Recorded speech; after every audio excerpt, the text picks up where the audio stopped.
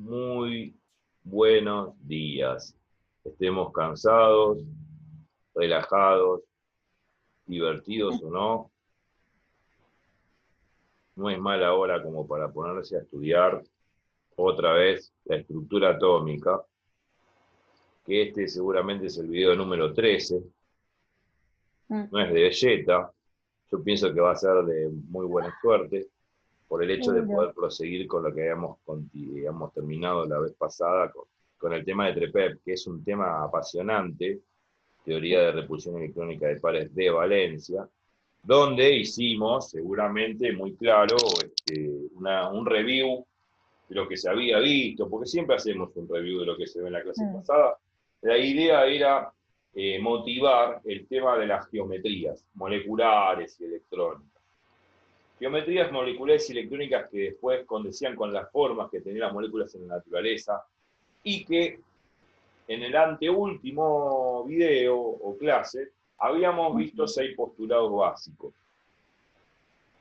Son compuestos de la forma AB2, AB3, AB4, donde A y B son átomos de diferentes elementos. Claro. Y vimos 6 postulados. 3 postulados que condicen con cuando el átomo central no tiene pares electrónicos libres. Sí. Y otros 3 cuando el átomo central tiene pares electrónicos libres. Entonces, dividimos las aguas en 3 y 3, y después hicimos ciertas observaciones, el video pasado interesantes. Dijimos que TREPEP sirve para simple, doble, triple enlace, no importa si hay un par o 2 pares o 3 pares de electrones, los electrones se van a repeler porque son todas cargas negativas, y cargas negativas columbianamente se repelen. Bueno, no importa TREPEP si tiene doble, triple enlace, se cumple igual. También TREPEP se cumple no solamente para moléculas de tipo AB2, AB3, AB4, se cumple para moléculas, por ejemplo, ABC o AB2B, AB2C o AB3C, o sea, para moléculas que están compuestas, o sea, moléculas poliatómicas que están compuestas por varios elementos. No necesariamente tienen que ser A y B, pueden ser A, B y C y D, y bueno, no importa, o sea, TREPEP también vale para moléculas que tienen varias clases de elementos o varias clases de datos. ¿Por qué vale? Porque, vuelvo a repetir, es la teoría de repulsión de pares de electrones de valencia. Los pares de valencia se repelen. Si se repelen, ¿qué le importa si están compuestos por A, B, C y D? Obvio. No le importa. No analiza el elemento, analiza los pares de electrones. Lo que pasa que por una cuestión hemotécnica, pedagógica, didáctica, por así decir, vimos los 3 primeros postulados, donde el átomo central no tiene pares electrónicos libres, y otros 3 postulados donde el átomo central tiene pares electrónicos libres. Y después potenciamos la idea. Potenciamos también en el sentido de agregar, que nos costó un poquito por el tema de las figuras en el video pasado. Horrible esas figuras. Pero lo hicimos, agregamos, adicionamos otro tipo de geometrías, que son geometrías del estilo piramidal. La pirámide, como la pirámide de Egipto, ya la sabemos. Tiene, obviamente, 1, 2, 3, 4 caras iguales triangulares. Una pirámide. Sí. Y después estaba la bipirámide trigonal, que también la mostré en el video, lo agarré, obviamente, de Wikipedia, no sé, no importa, la mostré ahí, porque se ve mejor ahí que lo que dibujé.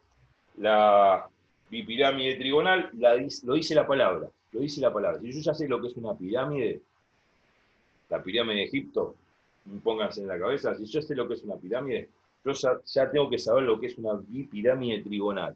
Ah, suena raro, ¿qué me está diciendo? No. Bipirámide son 2 pirámides. Trigonal es triángulo. Trigonal es triángulo. Una figura que es un triángulo tiene 3 ángulos. Eso significa trigonal, una cuestión trigonométrica. Entonces, la cuestión es bipirámide trigonal.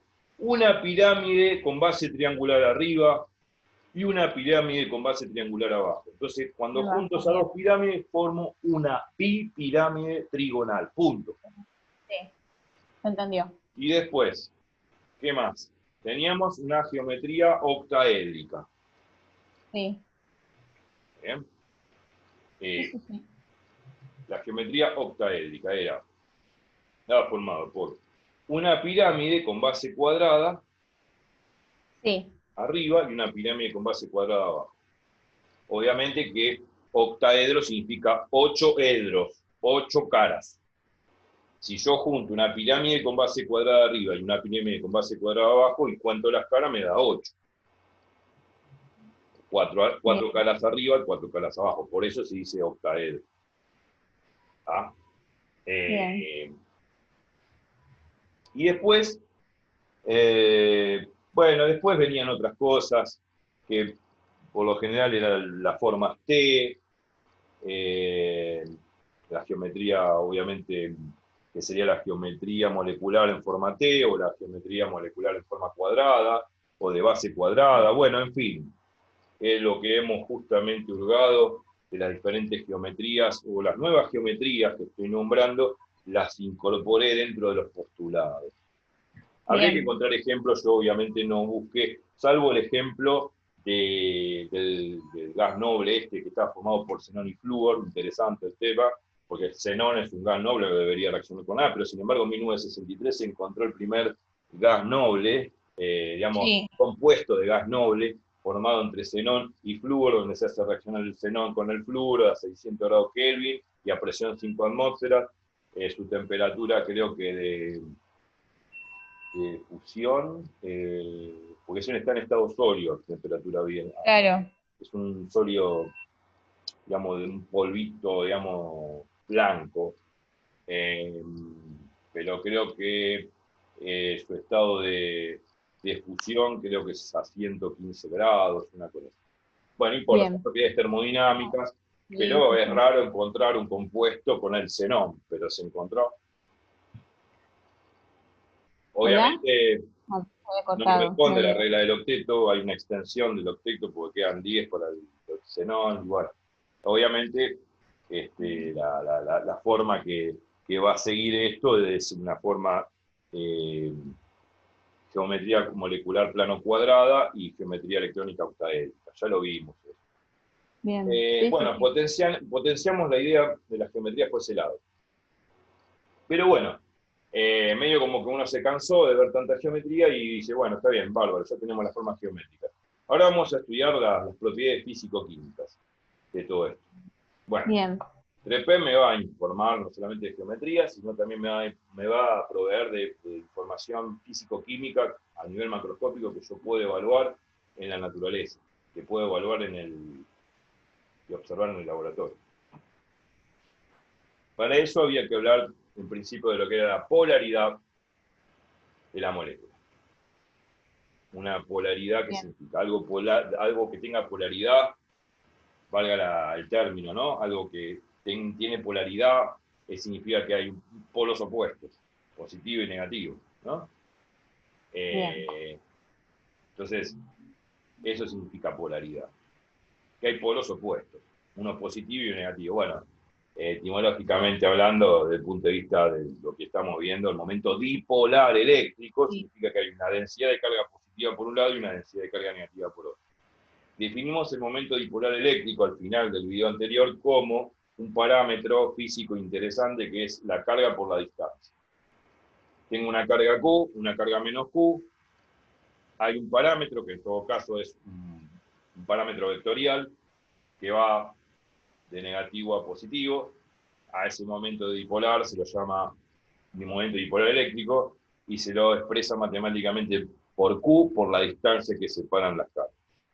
El dipolo está formado entre dos cargas opuestas, menos Q y Q, a una distancia muy chiquita, muy ínfima, indecimal. Nosotros lo dibujamos grande para ver que están cargas negativas y cargas positivas. Entonces, esto es claro. Dimos el ejemplo básico de decir, bueno, vamos al mundo atómico. Estamos hablando de distancias del Armstrong, que un Armstrong son 10 a la menos 10 metros. Estamos hablando, por ejemplo, del radio efectivo promedio del átomo de hidrógeno en su estado fundamental no excitado, el radio de Bohr, que no es otra cosa que casi la mitad de un Armstrong. O sea, 0,5 por 10 a la a la menos 10 metros. La mitad Bien. de un Armstrong, porque un Armstrong son 10 a la menos 10 metros. Bueno, Sí. entonces hicimos, bueno, como la carga del protón es igual a la carga del electrón y vale 1.62 por 10 a la menos 19 coulomb, multiplicamos 1.62 por 10 a la menos 19 coulomb por el radio atómico efectivo del átomo de hidrógeno en su estado fundamental, que es aproximadamente 0,5 por 10 a la menos 10 metros. Bueno, creo que nos quedó 2,58 debye, donde un debye es una medida que se utiliza mucho en química para el tema del momento dipolar. Un debye equivale a 3,34, no, 3,33 por 10 a la menos 34 coulomb por metro. Bien. Si no me equivoco, la reviso. ¿Puede? Sí. No. Puede ser que no la tenga, que en los ejercicios no la tenga que poner. 10 a la menos 30, perdón. 3,34 por 10 a la menos 30, o sea, un debye es 3,34 por 10 a la menos 30 coulomb por metro. No, hay que saberla, nada más. Obvio, bien. No, yo para no desesperar. Hay que saberla y nosotros hicimos la cuenta, ¿eh? Hicimos el ejercicio. Sí, la vi, sí, y yo te pasé, hice la cuenta con la calculadora. Exacto. Hicimos que el momento dipolar entre el protón y el electrón en un átomo de hidrógeno, estado fundamental, bien, bla, un radio 0,5 por 10 a la menos 10 metros aproximadamente, en promedio. Bien. Multiplicamos por la carga del electrón 1.62 por 10 a la menos 19 coulomb. Eso me daba una cifra, no me acuerdo, que bien. Cuando lo pasábamos a debye, nos daba 2,58 debye. Sí, bueno, sí. Un debye es 3,30 por 10 a la... ya me olvidé. 3,34 por 10 a la menos... ¿38? No. ¿O 30? 3,34 por 10 a la menos 30 coulomb por 30, algo era. Sí, y daba 2,34 por 10 a la menos 30 coulomb por metro es un debye. Si no, hay que buscarlo en los libros, como decía Einstein. Edu, te consulto entonces, para ver si entendí bien. Entonces, el momento dipolar sería esta diferencia... Sí, por favor, yo mientras te pregunto. El momento dipolar sería entonces esta diferencia de electronegatividad a esta determinada, a una determinada distancia entre núcleos. Y de eso voy a hablar ahora. Dale. Entonces, el momento dipolar, un centro negativo, un centro positivo, una carga negativa y positiva, ubicado a una distancia muy pequeña, supongo así, pero en realidad supongamos microscópicamente hablando, porque estamos hablando de distancias interatómicas. El protón y el electrón hay una distancia interatómica. Estamos hablando de distancias irrisorias, infinitesimales, 10 a la menos 10 metros. ¿Quién carajo puede ver eso? Nadie. Sí. Pero bueno, a pesar de que no se puede ver, la experiencia en el laboratorio condice con toda esta teoría microscópica que tenga que ver con TREPEV y a futuro con la mecánica cuántica y bla, bla, bla. La cuestión es que nosotros ahora vamos a hablar de la polaridad de las moléculas. La polaridad de las moléculas, de los compuestos, de las estructuras. Porque, a ver, estructuras hay un montón. Moléculas, iones, cationes, sistemas cristalinos formados por las sales, uniones metálicas o formadas por los metales. Hay siempre una interacción electrostática. Y la interacción electrostática es de atracción. Si hay una carga negativa y positiva, se atraen. Bien. Bueno, no solamente se van a atraer, sino va a existir un momento dipolar. Que les vuelvo a repetir, es la carga de cualquiera de los dos, porque una es menos Q y otra es Q, Q por la distancia. Y eso me va a medir, de cierta forma, en módulos, el momento dipolar, que es un vector. Pero tomamos el módulo de ese vector, no vamos a entrar mucho. Lo vamos a ver vectorialmente, entre comillas. Pero ese momento dipolar me está informando que hay un campo eléctrico que se puede formar. Habíamos visto en el video pasado que teníamos la carga positiva donde emanaba campo eléctrico hacia afuera. Y la carga negativa donde todo el campo eléctrico desembocaba como si fuese una rejilla. Claro. Entonces, la carga positiva emanaba campo eléctrico como si fuese una canilla. La carga negativa desembocaba campo eléctrico como si fuese un sumidero o una rejilla. Entonces, ¿qué pasa? De este lado salía el agua digamos, estaba abierta la canilla y salía el agua. Y por este lado se la chupaba, que es el sumidero, la rejilla. Entonces el agua iba así. Claro. Sale por acá, sale por acá y se va por acá. Entonces hacía toda una línea de campos, dando la impresión de un campo eléctrico formado entre la fuente, que es la carga positiva, y el sumidero o el desagüe, que es la carga negativa. Entonces, obviamente, sale de la fuente todo el agua y va a desembocar al sumidero. Bueno, ese circuito que hacía el agua es sinónimo del circuito que hace el campo eléctrico yendo de la carga positiva a la carga negativa. Bárbaro. Lo vimos, no puedo volver a repetir todo. Pero no, me acuerdo. Ahora, las moléculas, vamos a hablar de una estructura especial, las moléculas, y lo vimos y acá está manchado el pizarrón con respecto a esto. Las moléculas, si bien cumplen el modelo de Lewis, la estructura de Lewis, la regla del octeto, bla, bla, bla, la cuestión que intratómicamente podemos decir que las moléculas compuestas, por ejemplo, de dos átomos, como vemos acá, HCl y HF, hidrógeno cloro y hidrógeno flúor, siguiendo la regla del octeto, vemos muy bien que uno de los átomos se puede comportar como electropositivo, o sea, con toda una densidad o nube positiva cargada electrostáticamente, y el otro átomo es el que recibe electrones, está cargado de toda una nube negativa, que significa de que obviamente es un elemento electronegativo. Entonces acá, por ejemplo, tenemos... Perdón, cuando te referís a nube, es nube de electrones. Sí. Bien. Entonces, acá tenemos el hidrógeno y el cloro. ¿Completan el octeto? Sí. Este completa, porque el hidrógeno sabemos que es la excepción dentro de la regla del modelo de Lewis. El hidrógeno, ping, le da un electrón al cloro. Obviamente, ¿por qué? Porque el cloro es electronegativo. Tiene mucha capacidad de aceptar electrones. Tiene una gran afinidad de electrones. Pero además, me doy cuenta porque necesita un electrón para completar el octeto, lo cual lo completa. Y el hidrógeno se comporta como un dador de electrones, por lo tanto queda cargado positivamente. Sí. Positivamente queda cargado el hidrógeno y negativamente el cloro. Entonces, ya hay una polaridad asumida. Claro. Una polaridad entre esta molécula, en esta molécula dada por este cloro, cargado negativamente, y dado por este hidrógeno cargado positivamente. Como el momento dipolar va de negativo a positivo, esta es la dirección del momento dipolar eléctrico del ácido clorhídrico.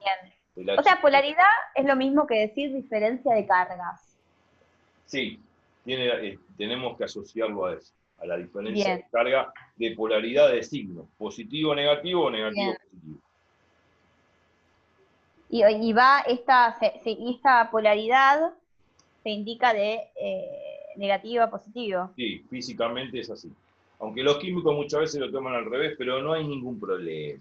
Es una cuestión convencional. Si yo me llamo Eduardo y mañana me llamo Roberto, voy a ser la misma persona. Si me quiero cambiar el nombre, es convencional. Ok. No importa. De negativo a positivo, además porque las ecuaciones que se manejan en física, en el electromagnetismo, electrodinámica, electrostática, condice a pensarlo así, pero es algo convencional, porque lo positivo para mí puede ser negativo y lo negativo positivo. Al revés puede ser. Eso de ponerle negativo y positivo también es convencional. El electrón que negativo es convención. Bueno, es convención. Bueno, entonces la química tiene muchas convenciones.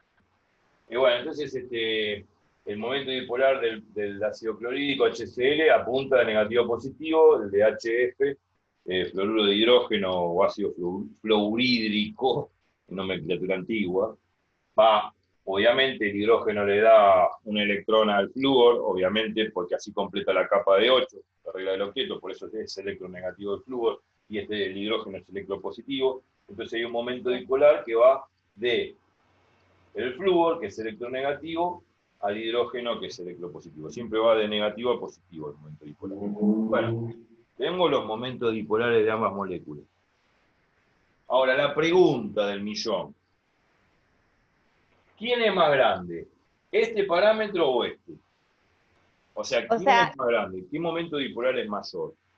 Bien. Menor, supone, ¿no? Si sé cuál es el mayor, sabe que sé cuál es el menor. Entonces, ¿cuál es el mayor de estos momentos dipolares? Bueno, yo al final del video, cuando a vos se te cortó, analizamos las electronegatividades de los elementos. Y esto es muy importante. Tiene que ver con todo lo que estuvimos viendo de afinidad electrónica, electronegatividad, la electronegatividad de Pauling. Tiene que ver con la energía de unión electrónica. Repasen eso.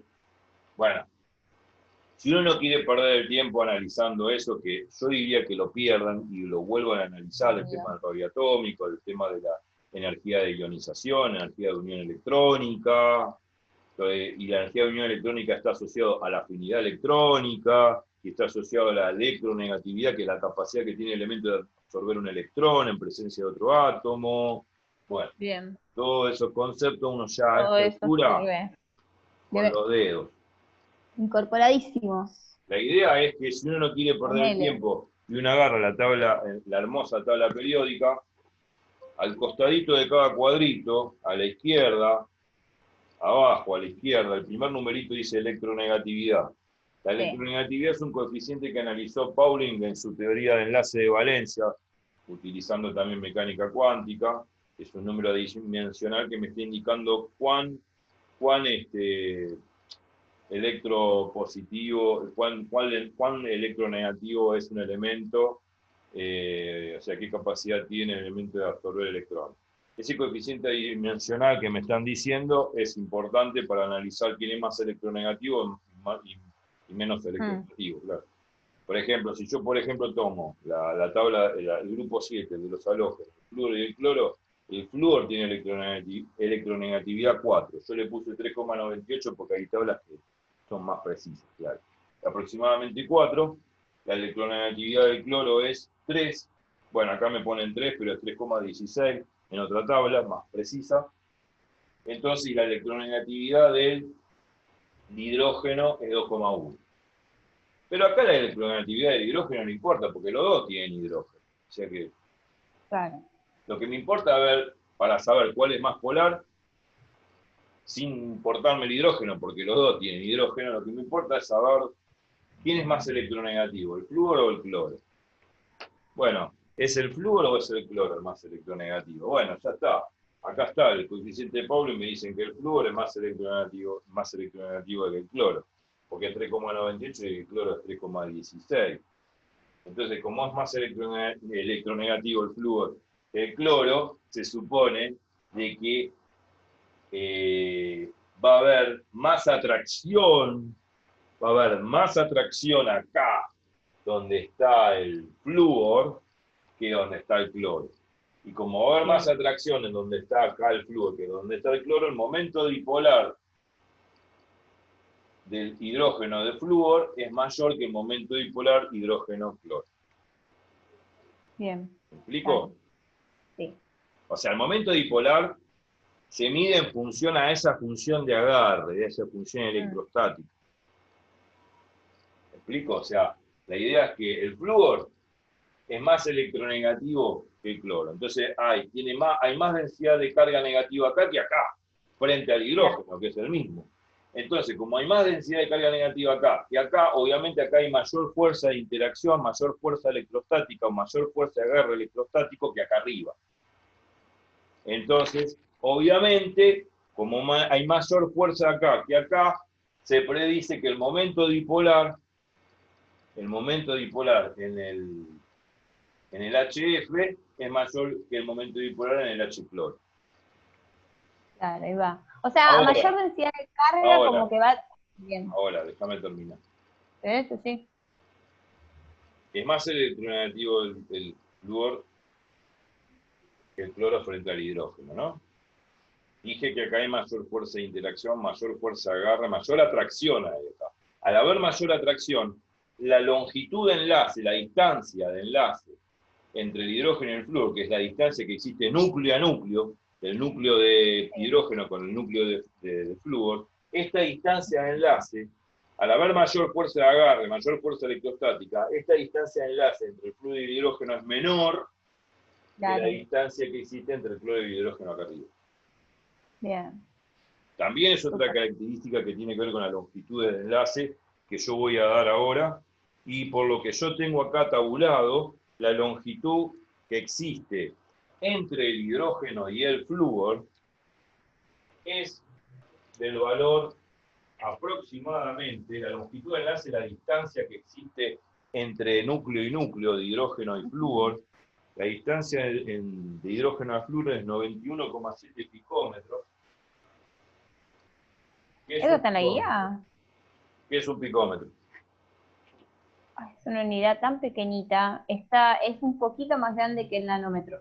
Eso es lo único que te puedo decir. 10 a la menos 12 metros. Ahí va. Sería, un picómetro es 10 a la menos 12 metros. O sea, esto es 91,7 por 10 a la menos 12 metros.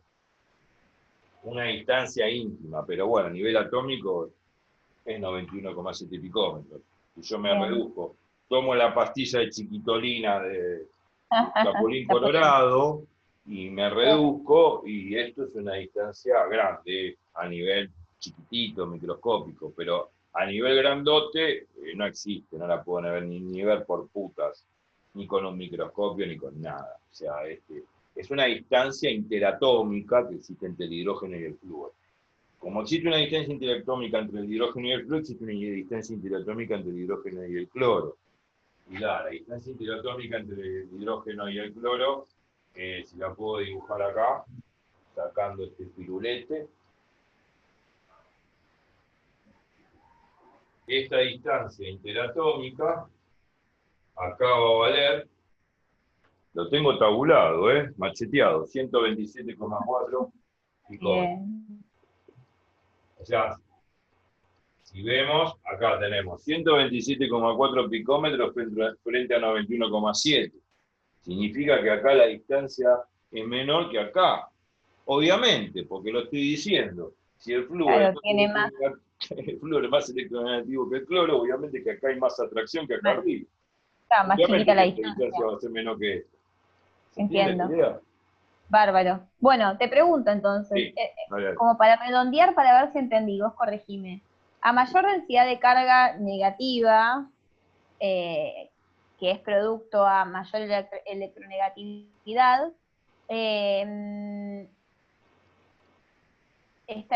como esta nube electrónica va a ser más grande, cooperando entre flúor y cloro, ¿no? Entonces, olvídate la nube electrónica, exacto.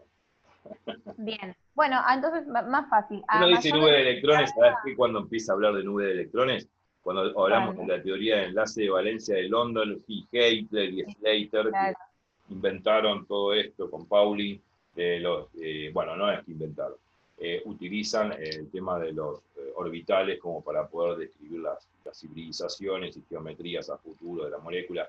Una habla de nube de electrones, y una habla de nube de electrones cuando habla de la probabilidad de poder encontrar con la función de onda un electrón en un lugar del espacio, dando a origen esa forma de los orbitales, S, que es una pelota esférica, a P, que es un 8, dos lóbulos así, o sea, son lóbulos así tipo 8, que me indican las regiones del espacio donde probablemente encuentre un puto electrón, y esos son nubes electrónicas. Pero acá, nube electrónica, el modelo de Lewis, ¿qué nube es? Son puntitos. Total. Bueno, es una forma de decir grotesca. Total. En Lewis no se habla de nube. Bárbaro. Entonces me limito a decir, a mayor densidad de carga, sí. de alguno de los dos, que esta mayor densidad de carga negativa es producto a la mayor electronegatividad, es decir, mayor afinidad a los electrones, mayor va a ser ese momento dipolar. Claro. Bien, perfecto. Sí, frente al hidrógeno, porque es el mismo elemento. Ahora, si acá en vez de hidrógeno pongo otro elemento, que es sodio, ya está, cagué ahí. Ya no puedo, tengo que hacerlo por otro lado. Y ahí viene la pregunta. ¿Qué pasa si en vez de tener hidrógeno cloro, hidrógeno flúor, yo tuviese, por ejemplo, sodio cloro, hidrógeno flúor, y ahora, bueno, no está todo enfrentado al hidrógeno. Acá hay sodio y acá hay hidrógeno. Y bueno, pero no son lo mismo el hidrógeno que el sodio. ¿Cómo lo evalúo? Momento. Lo evalúo así como lo dice al final del video pasado. Prestamos atención, ya lo terminamos enseguida. Yo saqué la electronegatividad del flúor, saqué la electronegatividad del cloro, y también saqué, aunque aquí no es necesario, la electronegatividad del hidrógeno, que es 2,1. Entonces yo lo que hice es esto, diferencias de electronegatividad. Sí. La diferencia de electronegatividad entre cloro y hidrógeno es 3,16 menos 2,1. Me da 1,06. La diferencia de electronegatividad entre el flúor y el hidrógeno es 3,98 menos 2,1. Siempre el resto es menos 2,1, porque es el hidrógeno. Y me da 1,06 y 1,88. ¿Quién tiene mayor diferencia de electronegatividad? Y obviamente el flúor y hidrógeno. O sea que hay más diferencia de electronegatividad entre el flúor y el hidrógeno con respecto al flúor y hidrógeno. Y por lo tanto, el momento dipolar hidrógeno-flúor es mayor que la de flúor. Bueno, así tengo que hacer si ahora pongo sodio ahí. Bien. Bueno, lo hago entonces. Puedo hacerlo, puedo plantearlo. Y yo lo estoy haciendo. Dale. Sodio. Bueno. Sodio tiene...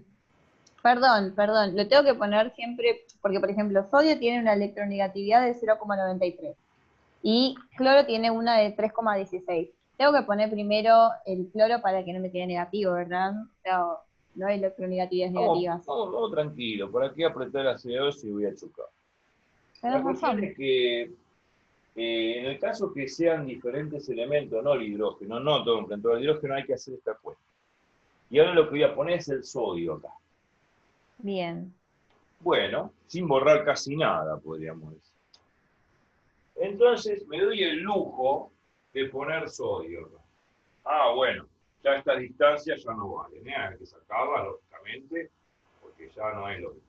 A esta distancia sigue la misma. Habría que buscar cuánto es la distancia interatómica cuando hay sodio. Pero aquí lo siguiente, acá el sodio le entrega un electrón al cloro para completar su octeto, su capa cerrada. Claro. Pero también hay que agregar otra cosa interesante. Bueno, esto es carga positiva, carga negativa. Hay una cosa interesante que agregar. Siempre se pone delta positivo, delta negativo, como carga positiva, carga negativa. Bueno, una cosa interesante que agregar. A ver. El cloruro de sodio es una sal. Y como es una sal, forma un sistema cristalino. Y si forma un sistema cristalino, no es una molécula. Claro. No importa. Es una unión iónica. Iónica.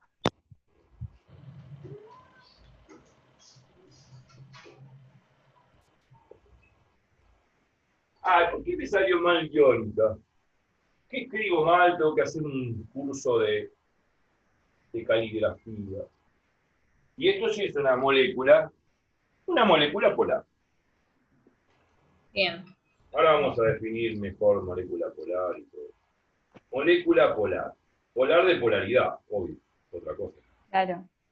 Bueno, la cuestión, más allá de esa definición, vamos a medir el momento dipolar acá y el momento dipolar acá. Es presumible que en las uniones iónicas, las uniones son las más fuertes que hay, las uniones iónicas, que forman estructuras cristalinas entre cationes de sodio y cationes de cloro. Es como que una red cristalina es una red cúbica, pongámosle, donde tenemos el ion sodio, el ion cloro. El ion sodio, el ion cloro. Están de alguna manera alternados entre sí, formando una estructura cúbica de iones positivos quedados por los sodios y iones negativos formados por los cloros. Entonces, como que se van alternando. Cloro negativo, sodio positivo. Cloro negativo, sodio positivo. Cloro negativo. Y forman un reticulado, una red cúbica, por decirlo así, entre estos dos iones. Entre catión, sodio y anión cloro.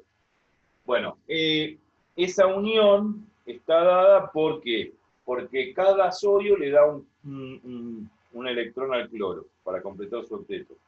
Bien. Y de alguna manera, esa unión está provista por la unión que existe entre iones positivos y negativos puestos alternadamente en ese reticulado. Por eso se mantiene firme y unido. Y no hay electrones libres porque obviamente el electrón del sodio en la última capa se lo da al cloro para completar su octeto y que todos los cloros negativos y sodios positivos, uno al lado del otro, formen ese reticulado o esa red cristalina. Por eso forma un sistema cristalino, forma un cristal. ¿Tá?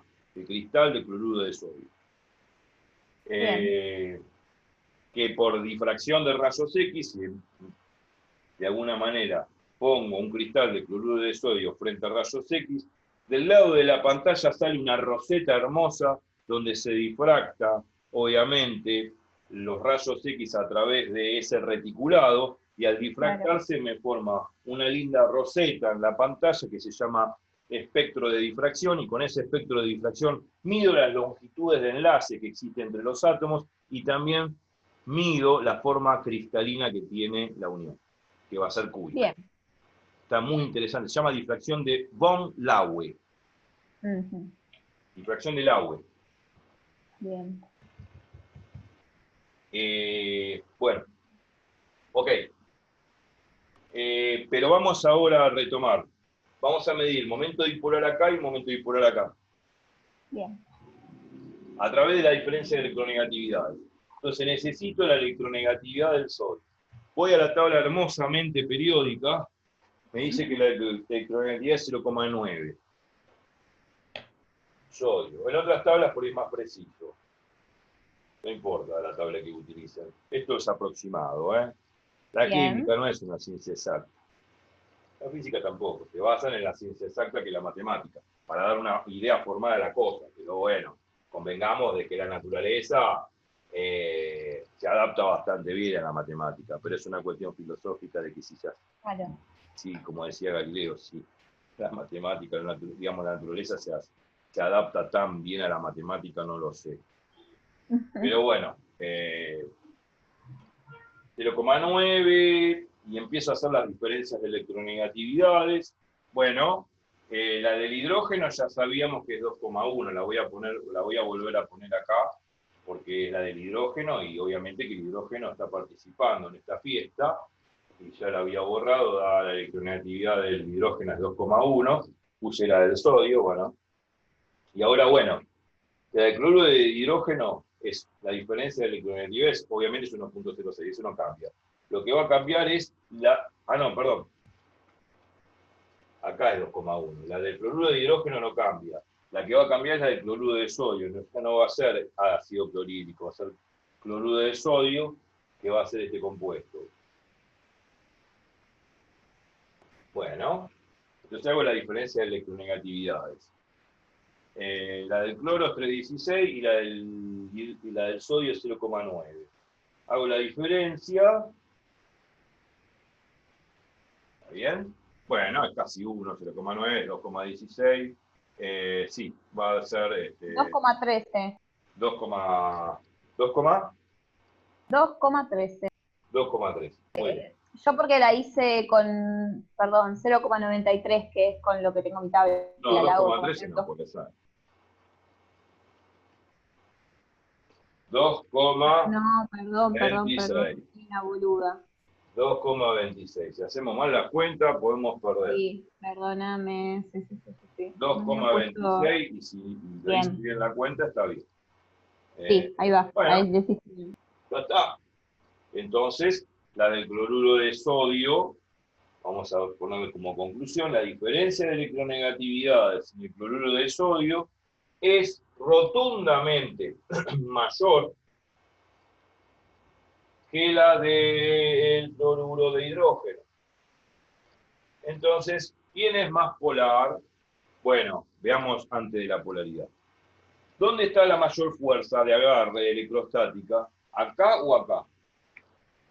Bueno, se supone que si hay más diferencia de electronegatividad en el cloruro de sodio, hay más fuerza de atracción acá entre estos núcleos de sodio y cloro que entre estos núcleos de hidrógeno y flúor. Por lo tanto, acá hay más fuerza de atracción que acá. Por lo tanto, eso induce a pensar de que el momento dipolar en el cloruro de sodio es superior y ampliamente superior al momento dipolar en el cloruro de hidrógeno.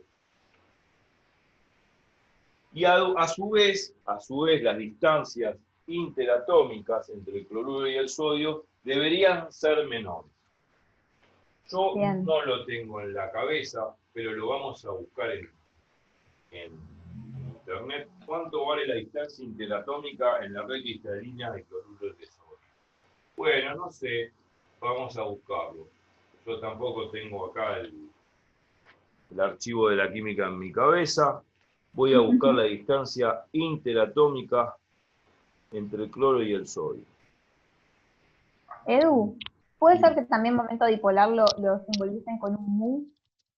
Sí, lo mismo, mu o p. El momento dipolar lo podemos poner como mu o p. Así. P Claro. es lo mismo que el mu, la letra mu. Claro. Sí, en la literatura aparece mu. Sí, los químicos Momento usan. dipolar. Sí, cómo no, cómo no. Sí. En la literatura, en química, aparece así, muchos libros. Sí. Yo voy a buscar la distancia de enlace entre sodio y cloro. Entre sodio y cloro, sí, porque la verdad es...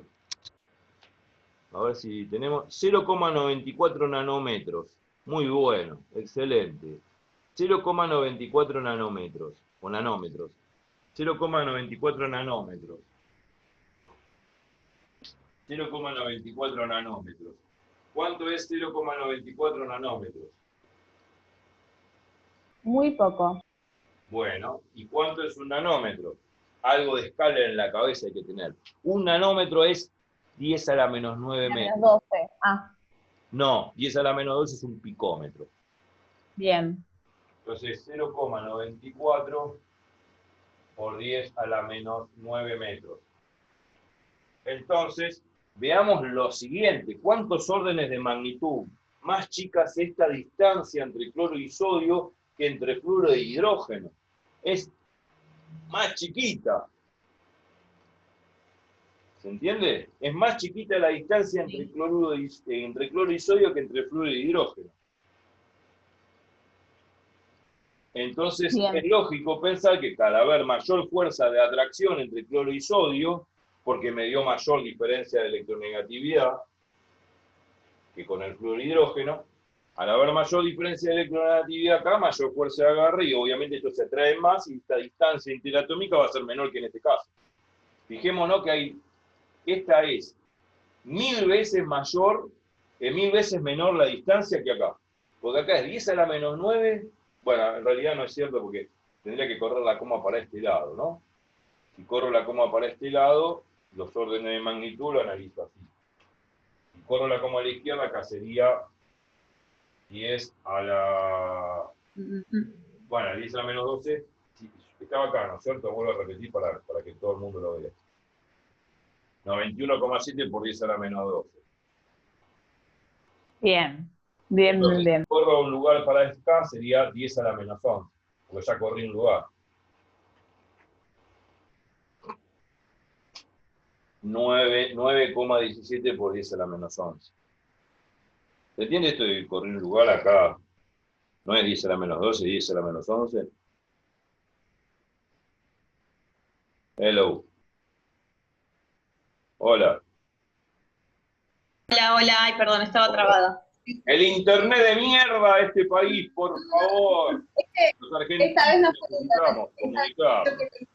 Tengo bloqueado el sonido, pues se escuchan todos los sonidos, sino en la calle de acá. Disculpen por el properio, pero me da bronca porque uno está transmitiendo conocimiento y no boludez. Exacto. Pero bueno, la cuestión es esta, ¿no? Yo había dicho 9,17 por 10 a la menos... Bueno, en realidad 91,7 por 10 a la menos 12 metros. ¿Se entiende esto de correr la coma? Esto de las unidades es importante también, ¿no? Sí. Eso sí. Si corro la coma un lugar para la izquierda, esto es 9,17. Como ya corrí a la izquierda, este número decrece. Es 10 a la menos 11. Claro. Entonces, ahora sí, ¿cuántos órdenes de magnitud? Y entre 11, fijémonos, ¿no? Hay 2 órdenes de magnitud más chica esta distancia que esta. Esta es 100 veces más chica la distancia que acá. Porque como hay dos órdenes de magnitud, acá es 10 a la menos 11 y acá es 10 a la menos 9, ¿qué diferencia hay entre 11 y 9? 2. 11 menos 9, 2. Entonces, hay dos órdenes de magnitud más chica esta distancia que acá. O sea, lo que significa de que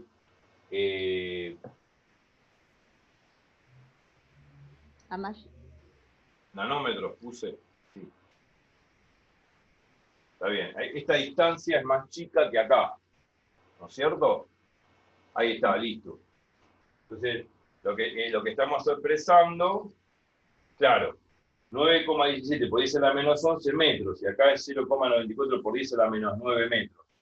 Esa es la distancia que existe entre cloro y sodio. Y la voy a buscar de nuevo porque me parece que tengo tampoco te vuelvas loco. Siempre te una duda pequeña. Átomos neutros de sodio y cloro más cerca que 0, ah, no, a ver, voy a buscar porque me parece que busqué mal. Longitud de enlace. A ver, vamos a ver esto. Entre el sodio y el cloro. Bueno. Bueno. Cloruro de sodio, sí. Cuando evoluciona su energía potencial, una separación de 0,94 nanómetros. Bueno, pongámosle que está bien, que es este valor, listo. Está bien, lo busqué bien. Bueno. Tampoco, es más que nada es para que entiendas. No te vuelvas loco con tanta No, está bien. formalidad. Sí. Ah, bueno. Habría que seguir corriendo la coma acá. Y si sigo corriendo la coma es 0,917 por 10 a la menos 10 metros. Bueno, y acá es 10 a la menos 9. O sea que esta distancia es un poco más grande que esta. Pero más o menos son del mismo orden casi, ¿no? O sea, da la impresión que acá habría mayor atracción que acá. Pero bueno, no todo también es tan exacto así. Lo que quiero decir que acá tenemos 0,94 por 10 a la menos 9 metros de distancia, acá tengo 0,91 por 10 a la menos 10 metros de distancia. O sea, esta distancia es más chica que acá. Sí, eso Sin embargo, la diferencia de electronegatividad acá me da mayor, lo cual uno puede pensar, bueno, tendría que haber mayor fuerza acá de agarre que acá y esta distancia tendría que ser menor que acá, pero sin embargo son parecidas, no iguales. Esta es 10 veces más grande esta distancia que esta, porque esta es 10 a la menos 10 y esta es 10 a la menos 9. Entonces supone que esta es más grande que esta, pero 10 veces más no es mucho tampoco a niveles atómicos. Así que bueno, el hecho de pensar de que acá hay más fuerza de atracción que acá y uno puede erróneamente decir, bueno, esta distancia tiene que ser menor que esta, es factible, digamos, porque esto no es una ciencia exacta. Sin embargo, experimentalmente se comprueba que es esta la distancia entre cloro y sodio, y experimentalmente esta es la distancia que existe entre fluido y hidrógeno. Pero bueno, uno lo asocia así con los dedos, a mayor diferencia de electronegatividad, mayor fuerza de atracción, es como que tienden los átomos a formar una distancia de enlace menor. Bien. Bueno, listo. Entonces ahora pasamos a otra cosa. El parámetro P, que es el momento dipolar, que tiene que ver con esta diferencia de electronegatividad, muchas veces se lo menciona como mu. Bueno, y ahora quería hacer lo siguiente. Vamos a agarrar la tabla de los halógenos. Cloro, bromo, flúor, cloro, bromo, iodo, astato. Eso sería el grupo 7A de los halógenos. Y voy a poner ciertos valores de distancia de enlace y vamos a analizar esto de la distancia de enlace en función de esta diferencia de electronegatividad. Y cuanto más diferencia de electronegatividad, más polaridad tiene la molécula y mayor atracción existe entre los núcleos. Es algo evidente y algo muy físico. Y que experimentalmente se comprueba en la generalidad. Generalmente es así. Puede haber alguna excepción, siempre hay una excepción a la regla en química, así que va. Por ejemplo, acá tengo una tabla de valores interesantes. Agarramos la familia del grupo 7A, la tabla de los halógenos. 7A, donde está agarran la tabla, el flúor, después abajo viene el cloro, después abajo viene el bromo, después abajo viene el yodo y al final el astato. Bueno, son los elementos que encontramos comúnmente en la naturaleza. Entonces, habíamos hablado del hidrógeno y el flúor. Esta unión, la distancia es interatómica, es 91,7 picómetros. Ya hablamos de esto. El momento dipolar, aproximadamente acá, HF, se pone mu, ahora lo ponemos como mu para... Claro. Aproximadamente es 1,86 de Bay. Acuérdense que el de Bay es... ¿Esa tabla está en la guía o en los resultados? No está en el resultado, lo puse yo de lo que yo conozco. Ah, bueno, yo la estaba buscando y decía dónde está. No, lo puse yo de lo que yo conozco y de lo que sé, obviamente, del tema, así que no hay problema por eso. Sí, es eso, ¿no? 3,3 por 10, 3,34 por 10 a la menos 30, sí, culón por metro. Esto es un debye. Para que no lo sepa, ya lo habíamos hablado de esto. Después tenemos el H-cloro. Son datos experimentales esto, ¿no? Obviamente que estas distancias interatómicas yo dije que se utiliza difracción en rayos X, una difracción de rayos X se llama difracción del agua, y experimentalmente en los laboratorios se miden estas distancias, aproximadamente, claro, esto no es una ciencia exacta, hay excepciones también a la regla, por ejemplo, el caso que hicimos entre el sodio y el cloro y entre el hidrógeno y el flúor, pensando que, bueno, que por ahí la distancia interatómica entre el sodio y el cloro era por mayor diferencia de electronegatividad, al haber más diferencia de electronegatividad entre el sodio y el flúor, entre el sodio y el cloro, al haber mayor diferencia de electronegatividad, mayor fuerza de atracción, menor distancia que la distancia interatómica entre el hidrógeno y el flúor. Sin embargo, más o menos son del mismo orden, a diferencia de un múltiplo de 10, digamos, donde la distancia entre el hidrógeno y el flúor es 10 veces menos que la distancia entre el sodio y el flúor, entre el sodio y el cloro. Entonces la distancia entre el sodio y el cloro nos dio aproximadamente 10 a la menos 9 nanómetros. Y la distancia entre el hidrógeno y el flúor nos dio en el orden de 10 a la menos 9 nanómetros. 10 a la menos 9 nanómetros. Sí, 10 a la menos 9 nanómetros para el sodio cloro y 10 a la menos 10 nanómetros para el hidrógeno flúor. Entonces, la distancia entre el hidrógeno y el flúor es 10 veces menos que la distancia entre el sodio y el cloro. Que en realidad debería ser al revés, ¿no? Porque hay mayor diferencia de electronegatividad entre el cloro y el sodio que entre el hidrógeno y el flúor. ¿Me explico? Sí. Entonces, como hay mayor diferencia de electronegatividad entre el sodio y el cloro que entre el hidrógeno y el flúor, entonces yo tendría que pensar que al haber más diferencia de electronegatividad entre el sodio y el cloro, hay mayor fuerza de atracción y menor longitud de enlace entre el sodio y el cloro que la distancia que existe entre el hidrógeno y el flúor acá, pero sin embargo es al revés. Pero bueno, es como que la cosa medio falla, pero con respecto a esa fuerza de atracción, pero bueno, hay excepciones, no importa. Pero más o menos son de 10 órdenes de magnitud de diferencia entre la distancia interatómica entre hidrógeno y flúor y entre cloro y sodio. No es mucho a niveles atómicos eso, pero más o menos se mantienen ahí. Después, bueno, acá el momento dipolar entre HCl, hidrógeno cloro, o cloruro de hidrógeno o ácido clorhídrico, es 1,11 de Bay, entre hidrógeno y bromo. La distancia es interatómica, aproximadamente 141,4 picómetros.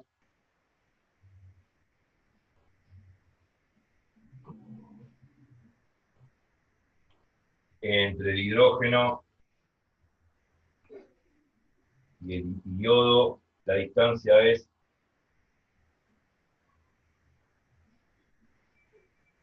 160,9 picómetros.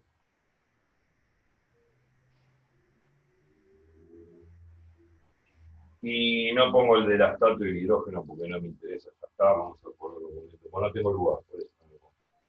Momento dipolar de esta porquería del hidrógeno bromo es 0,768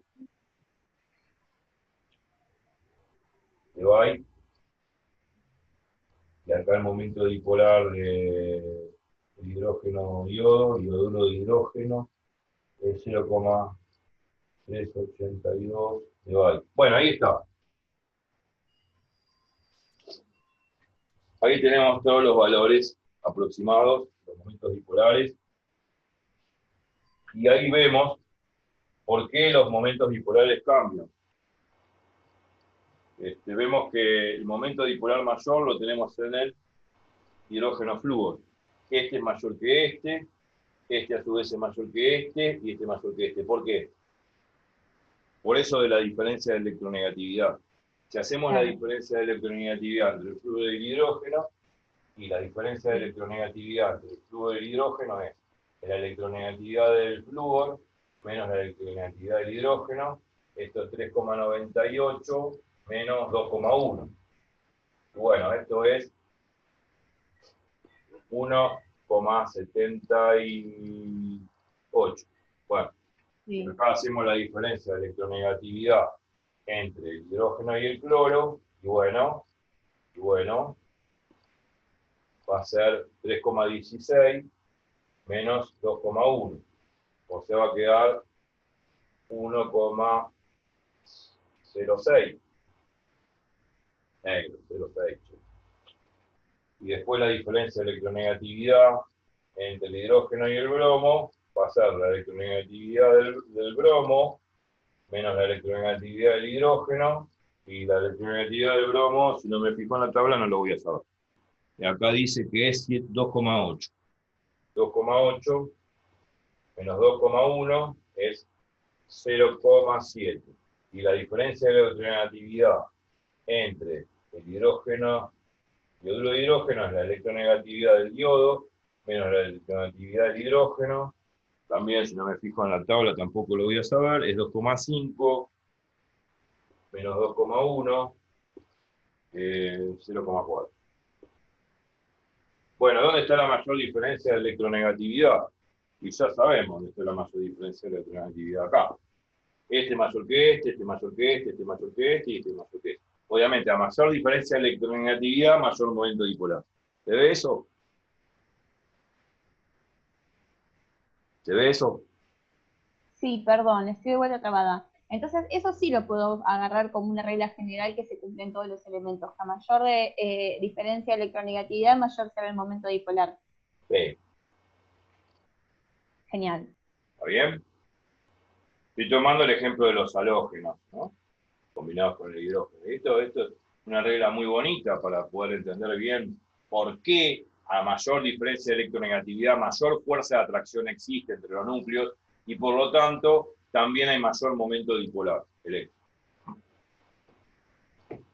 ¿Está bien? Es una regla ya. Obviamente al haber mayor momento dipolar hay mayor polaridad en la molécula. Mayor carga positiva y negativa al mismo tiempo, así mayor diferencia de carga en esa distancia interatómica, ¿tá? Y ese momento dipolar hace de que sea más polar, más polarizable la molécula. Y así va variando. También disminuye digamos, a ver, al ser menos polar hay más distancia interatómica. Fíjate cómo va aumentando la distancia interatómica a medida que es menos polar la molécula. ¿Me explico? Es lógico, porque al ser menos polar, menos fuerza de atracción hay entre los núcleos, y al haber menos fuerza de atracción, y obviamente se pueden separarse más, porque se ven menos atraídos. ¿Me explico? Hola, Internet. Ay, sí, perdón, pucha, estoy bloqueada y me olvido, te hablo y me olvido de desbloquearme. Entiendo, se Yo explica muy diría bien. que no hay necesidad de que apretes el botón para responder, déjalo en audio, porque... Listo. No, yo para que no se escuche todos los ruidos de Pero no fondo que se escucho escuchan en la nada calle. yo. Ah, ¿no? No. Acá retumba. Bueno, listo. Está bien, entonces lo dejo. Yo porque pensé que se pasan A los mí camiones de prefiero fondo. prefiero cuando te pregunto que me conteste rápido antes que decirte, Dale. hello, Houston, qué sé Ok, yo, qué pasa con genial. la señal, perdí. ¿Viste cuando dicen Houston los astronautas? Houston, Houston. Y Sí, hasta que encuentran la señal y ahí le responden. Bueno, es porque están perdidos los tipos. No saben ni dónde están. Bueno, entonces lo que quería decir que las distancias interatómicas van aumentando en forma inversa a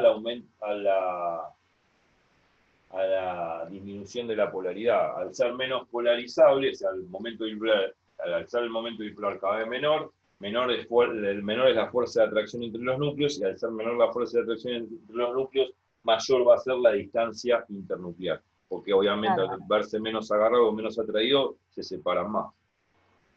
¿Se Bien. entiende? Bárbaro. Sí, sí, sí, sí. Esto es importante, esto es físico. Otra cosa más e interesante de la cual vamos a hablar, porque esto está digamos, viene de la mano con el tema de Treper, y va a venir obviamente de la mano de la mano de Treper, todavía de Treper no hablé, estoy hablando de la polaridad de las moléculas. Esto viene aparejado de una propiedad física muy interesante que es la temperatura de ebullición y de fusión. Es una propiedad La física. polaridad. Sí, la polaridad está asociada a la polaridad de la molécula en sí, está asociada a la temperatura de fusión y ebullición de la molécula. Bien. ¿Qué es la temperatura de ebullición? Bueno, Cuando no ves- sabemos lo que es la ebullición hasta el día de hoy. Me parece que nunca uno hirvió una pava para tomarse un mate, como digo yo. Cuando uno hierve la pava, ¿qué pasa? Le da calor al agua. El agua absorbe, las moléculas del estado líquido del agua absorben calor. Al absorber Sí, el calor, obviamente estas moléculas están agitadas térmicamente por la teoría cinética de Maxwell, de los gases. sí. Podemos aludir a eso. Vemos que absorbe calor, ese calor se transforma en agitación térmica de las moléculas del agua, se empiezan a agitar, a chocar entre sí, a separar entre sí cada Ajá. vez más en esa agitación alocada térmica que existe entre ellas, y llega un momento que existe una temperatura, que es la temperatura de ebullición, donde ya de alguna manera las moléculas que estaban en estado líquido, al agitarse tanto térmicamente, se separan de tal forma que pasan a estado de vapor, Claro. ¿no? Y las que están en estado de vapor pasan a estado líquido. Eso se llama situación de equilibrio termodinámico cuando se llega a la temperatura de ebullición. Cuando se llega a la temperatura de ebullición, podemos decir que si bien las moléculas que estaban en estado líquido absorbieron una cierta cantidad de energía suficiente como para separarse entre sí y vaporizarse, también las Claro. que están sobre la superficie del agua, estas que están vaporizadas, vuelven a su estado líquido. Y así es un equilibrio. Bien. Las que están en estado líquido pasan a estado de vapor, las que están en vapor en estado líquido. Es un estado de equilibrio que se llama estado de equilibrio de ebullición o de Ajá. saturación, vapor Bien. líquido. Es un estado de Mm, equilibrio entre el vapor y el líquido, que se logra en el agua, cuando uno hierve la pava, a una presión de una atmósfera y temperatura 100 grados Celsius. Bien. Cuando se llega a esa temperatura, la temperatura, si pongo un termómetro, va a mantenerse en 100 grados, siempre. ¿Por qué? Siempre. Porque el agua y el vapor están en estado de equilibrio termodinámico. Bien. Vapor pasa a líquido y líquido pasa a vapor.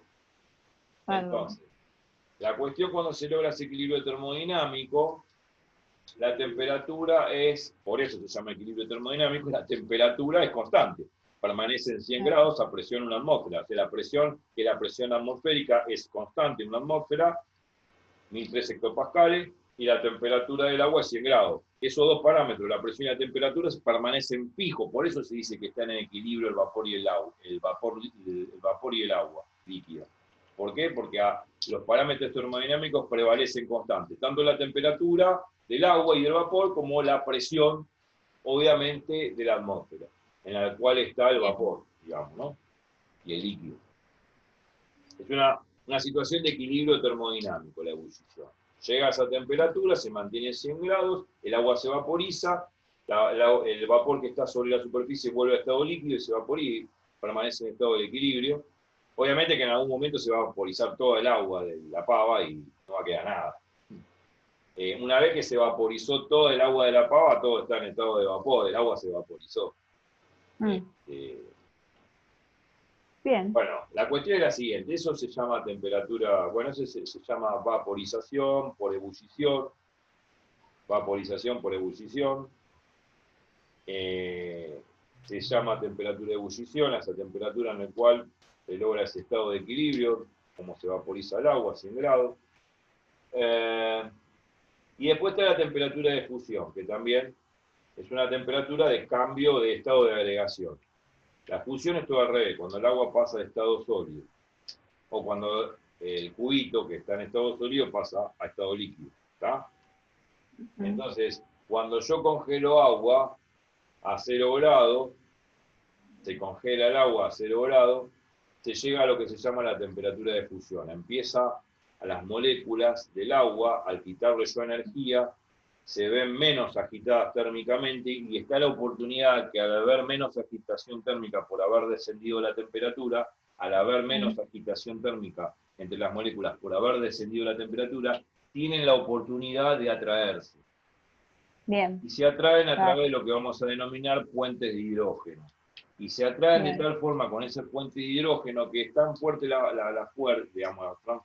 tan fuerte la atracción que logran formar todo un gel de moléculas donde se condensan todas las moléculas al unirse formando un estado sólido que es el hielo. Eso es lo que pasa atómicamente. Y eso sucede a una temperatura de 0 grados Celsius para el agua y presión una atmósfera, obviamente. Bien. Mientras el agua está congelándose a 0 grados, o sea, solidificándose, pasando de estado líquido a sólido a 0 grados y presión una atmósfera, esa temperatura de 0 grados permanece absolutamente constante y no cambia.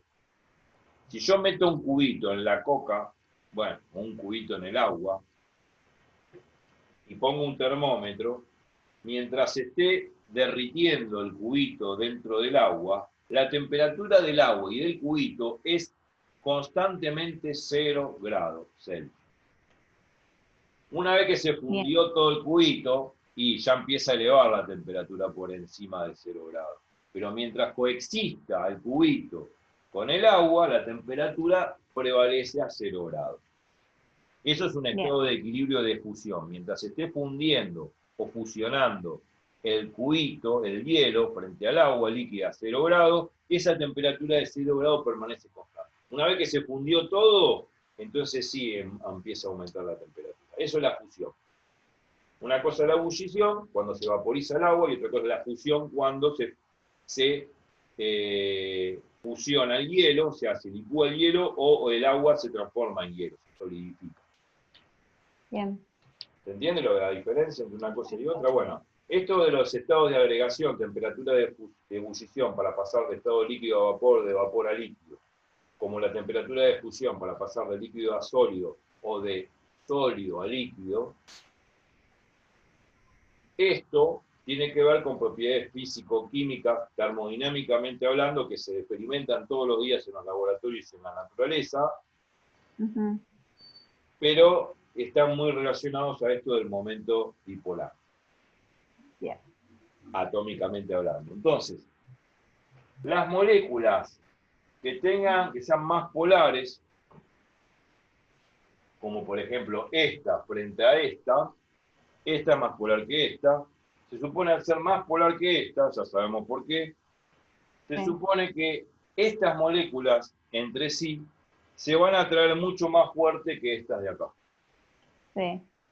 Las que son más polares. Las que son más polares se van a atraer intermolecularmente, ahora es entremolecular, cuando digo intermolecular, es entre moléculas, ahora intermolecularmente, entre estas moléculas va a haber más atracción que estas de acá abajo. Entonces, como va a haber mayor fuerza intermolecular, mayor, esta de acá arriba respecto a la de acá abajo, al haber más fuerza de atracción entre ellas, más es difícil separarlas.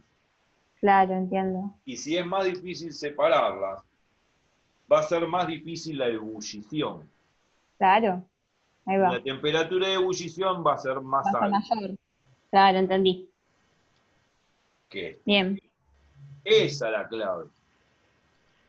Esa es la clave. Y así se analiza. A mayor polaridad, mayor atracción intermolecular entre las moléculas, más difícil es separarlas y por lo tanto mayor temperatura de fusión y ebullición van a tener. Bárbaro. Punto.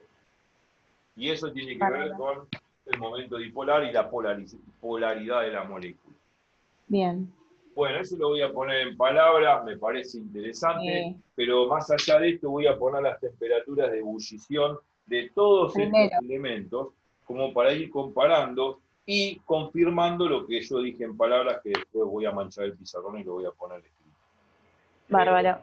La temperatura de ebullición, vamos a poner acá, hablamos de la temperatura de ebullición.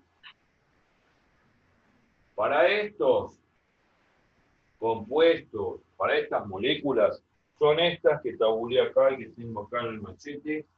La temperatura de ebullición para el fluoruro de hidrógeno es 19,5 grados. La temperatura de ebullición para el ácido clorhídrico es menos 85 grados Celsius. Mucho más bajo, claro. Para el... La temperatura de ebullición la ponés T mayúscula y E, ¿verdad? Sí, bueno, vamos a poner T mayúscula, sí, de T y E. No, eso, ¿no? Ni idea, te preguntaba, bárbaro. Está bien, T. Dale. Temperatura de ebullición. 85, menos 85, dice ahí, ¿no? Sí, menos 85 grados. Es muchísimo más baja que esta, sí, totalmente. Sí, a ver. Nada que ver. No. Y ahora vamos a ver por qué, por lo que dije recién. El HF, la temperatura de ebullición de HCl, la temperatura de ebullición de ácido bromídrico, que no sé qué mierda es. Ah, acá está. Menos 67 grados Celsius. Y la temperatura de yoduro de hidrógeno, la de ebullición, es igual aproximadamente menos 35 grados Celsius. Bueno, ahí está. Fijemos los valores, ¿no? Si nos fijamos bien los valores, la temperatura de ebullición del fluoruro de hidrógeno es ampliamente superior a la del ácido clorhídrico, que es menos 85 grados Celsius, superior totalmente.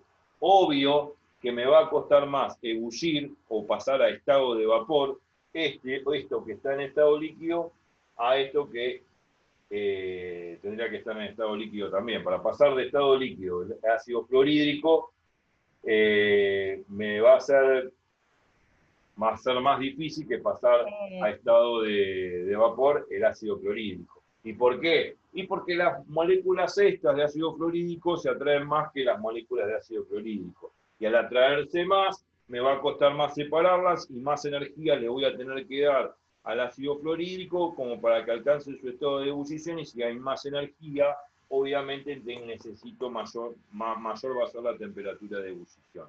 Perdón.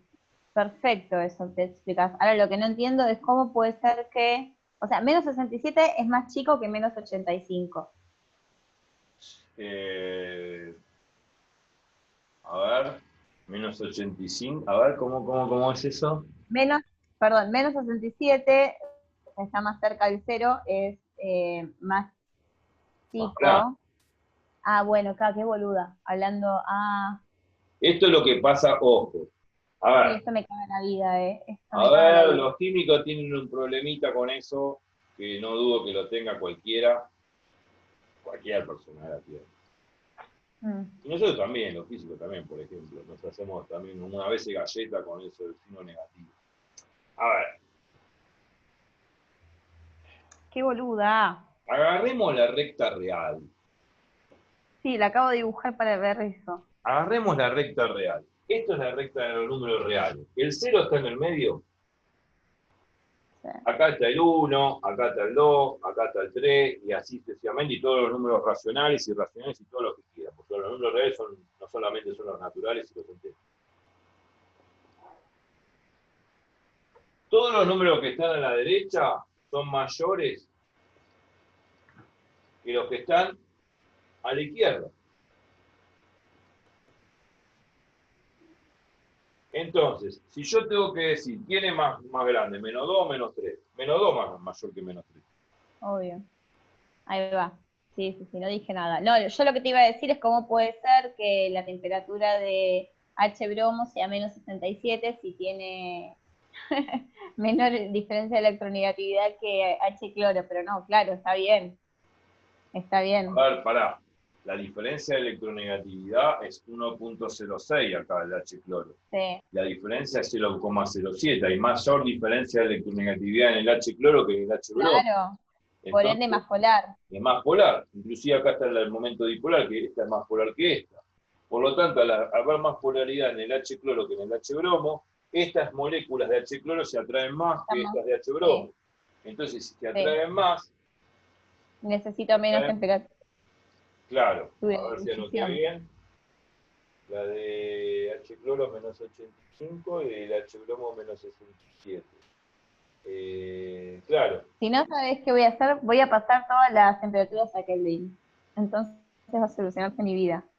Claro. ¿Sabes que sí, Edu? Kelvin, para algo que... Vos decís por el orden, claro. Claro. Está bien.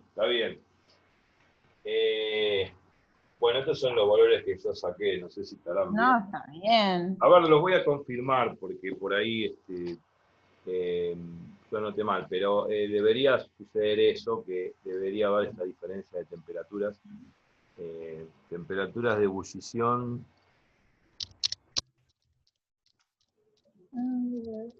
Ebullición en halógeno.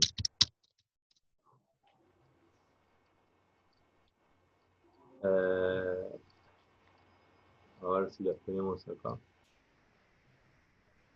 Claro, ahí va. Vamos a ver porque yo necesito saber. Acá, a ver.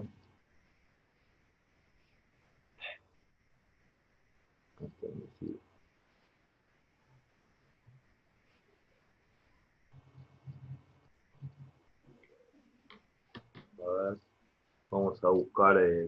Pues yo tenía algo. Yo lo voy a buscar, ya lo tengo acá. Claro. Favoritos. Sí, por el tema del orden, pero bueno, la idea es esa, ¿no? Mayor polaridad, mayor atracción, mayor cuesta de separar las moléculas y mayor energía tengo que dar para lograr mayor temperatura de ebullición. O sea, lógicamente, tengo que al darle más energía, más tengo que calentar el sistema y mayor sería la temperatura de ebullición como para poder vaporizar ese líquido. Claro. Ese es el concepto físico que uno tiene y que tiene que tener bien asumido en la cabeza. Haluro de hidrógeno. ¿Cuál es esto? ¿Ver? Acá está. A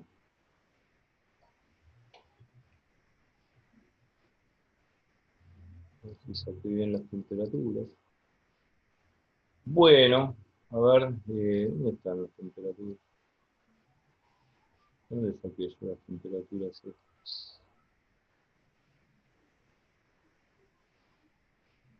Quizás, vamos a ver si. A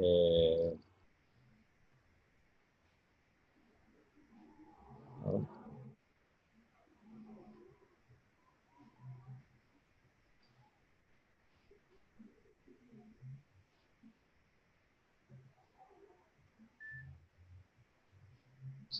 Acá.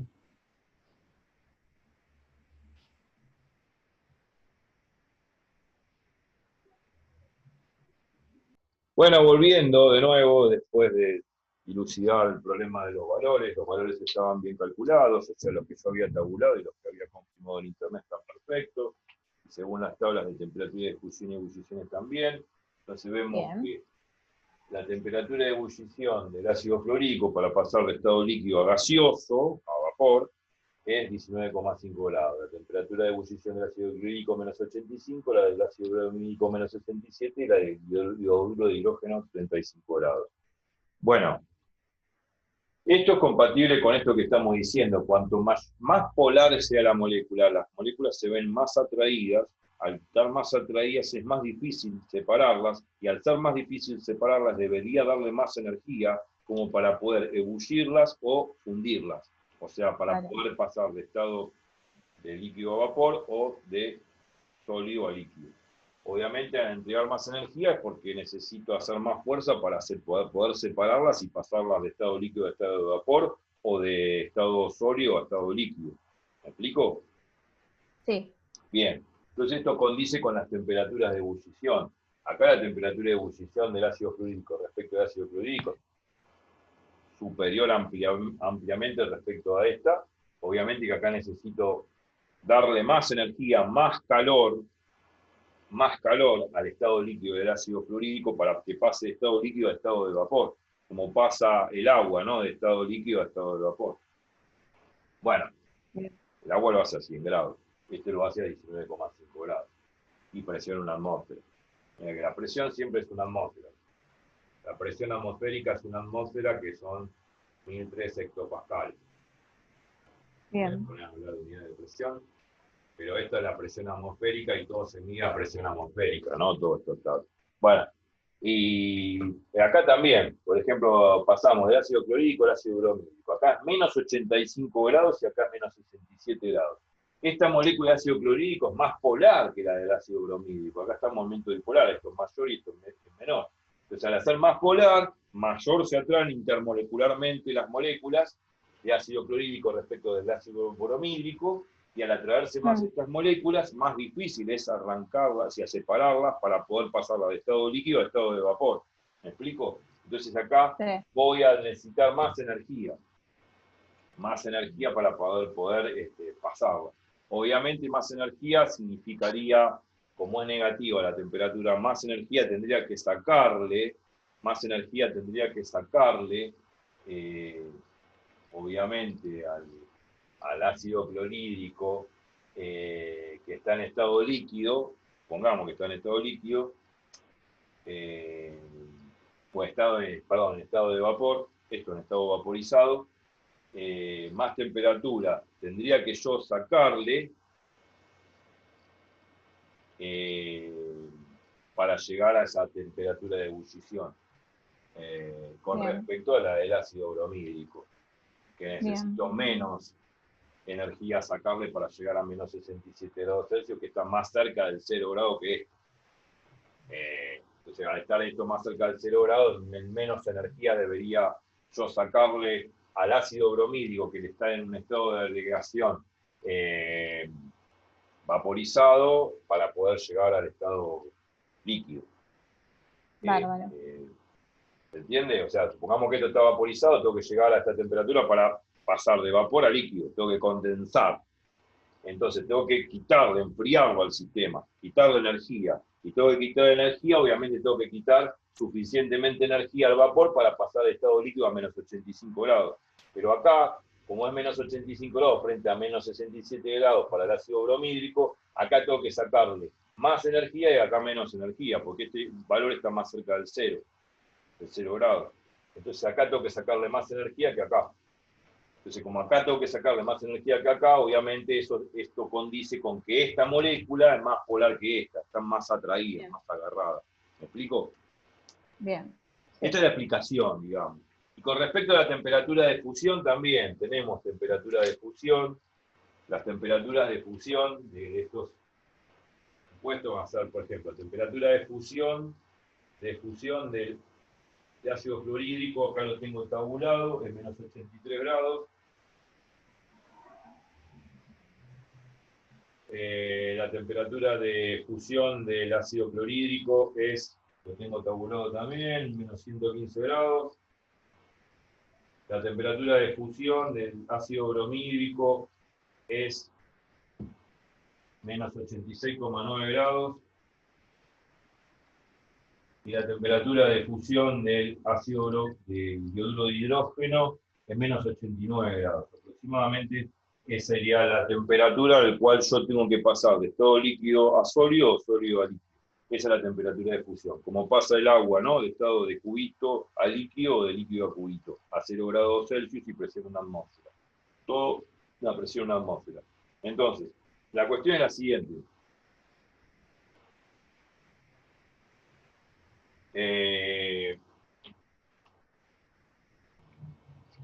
Fijémonos que la temperatura de fusión del ácido fluorídrico es menos 83 grados contra la del ácido clorhídrico que es menos 115. En realidad, son temperaturas negativas.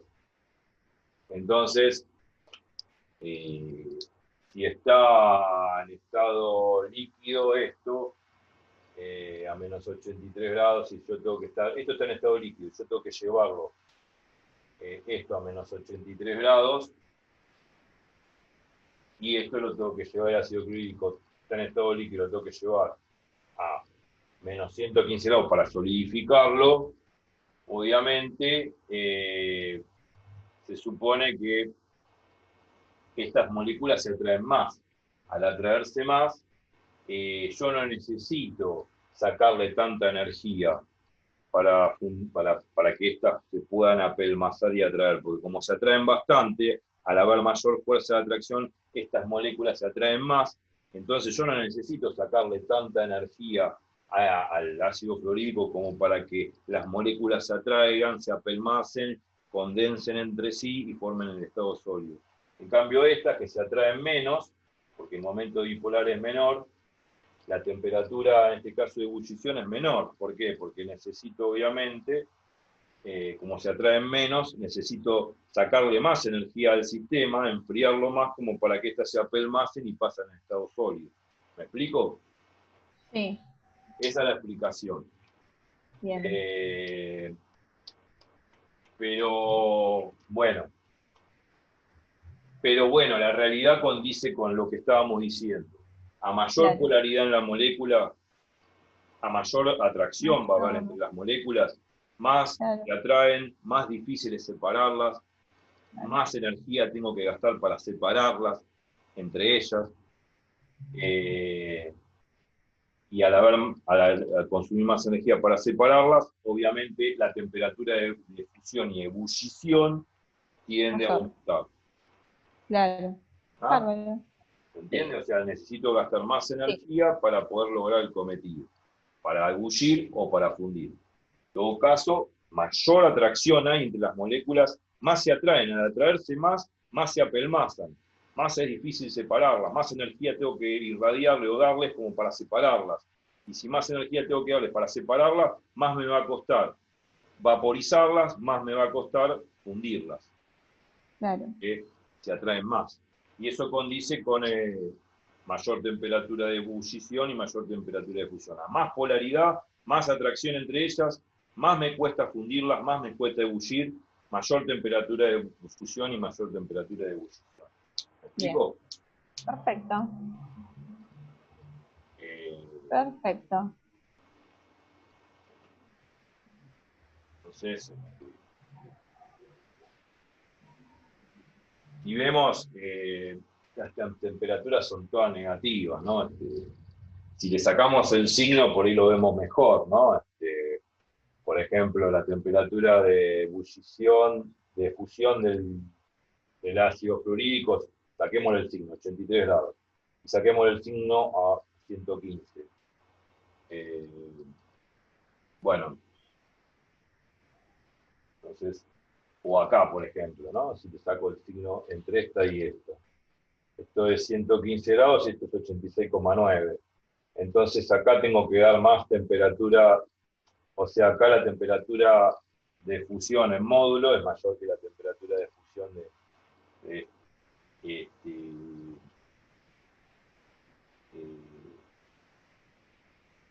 pero obviamente que al haber más en módulo estoy hablando, ¿no? La temperatura de fusión del ácido clorhídrico 115 grados y en módulo la temperatura del ácido bromídrico 86,9, se supone que tengo que darle más energía a esta molécula de ácido clorhídrico que la de ácido bromídrico, porque acá hay más polaridad en el ácido clorhídrico que en el ácido bromídrico. Claro. Pero también puede haber excepciones a la regla, ¿eh? No lo dudo.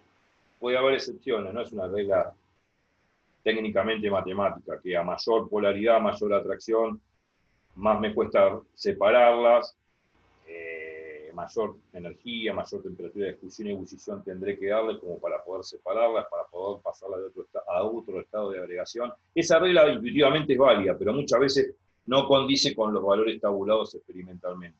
¿Me explico? Bien, perfecto. No es tan exacto. Pero bueno, de eso hablé. De lo que queda, vamos a hablar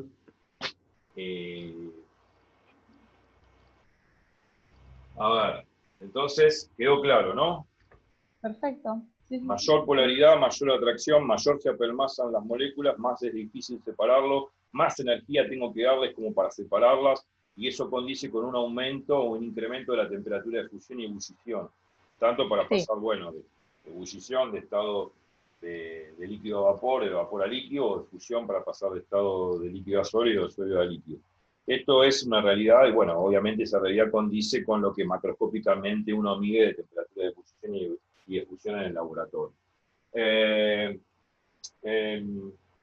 Hay otras propiedades que tienen la polaridad de la molécula que con respecto a la conductividad térmica, es decir, al haber más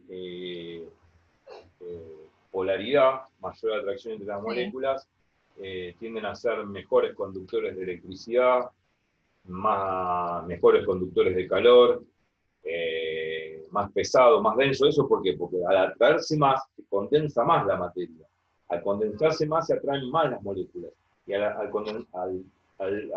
haber más interacción entre las moléculas, mejor conducen electricidad, mejor conducen calor, tienden a ser más densos, más pesados, mayor temperatura de fusión y ebullición. Esas son las reglas, más o menos, físico-químicas al respecto.